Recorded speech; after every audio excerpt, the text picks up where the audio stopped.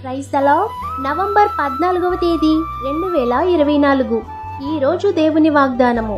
ఇశ్రాయేలు దేవునితో నీవు చేసుకొనిన మనవిని ఆయన దయచేయునుగాక. మొదటి సమూయేలు గ్రంథము 1వ అధ్యాయము 17వ వచనం. హన్నా పిల్లలు లేరని హృదయమందు ఆవేదనతో దుఃఖాక్రాంతురాలై హృదయపూర్వకముగా దేవునికి ప్రార్థన చేసింది. ఆ ప్రార్థన ఆలకించిన దేవుడు హన్నా జీవితంలో ఒక గొప్ప అద్భుతమైన కార్యాన్ని చేసి జ్ఞానము కలిగిన మంచి బిడ్డను హన్నాకు ఇచ్చారు.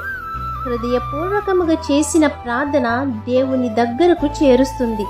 మీ వేదన, మీ భయము, మీ నిస్సహాయ స్థితిలో ఇంకా మీ పరిస్థితులు మారలేదని ఆ స్థితిలో మీరు ఉన్నట్లయితే, హన్నా వలె హృదయమార దేవుణ్ణి అడిగినట్లయితే మీ జీవితంలో మీ ప్రార్థన మీ పరిస్థితులను మారుస్తుంది. కాబట్టి ఈ వాగ్దానం మీ జీవితంలో నెరవేరాలని కోరుకుంటూ దేవుని సువార్త పరిచర్యలో మీ సహోదరి. ఆమేన్. God bless you.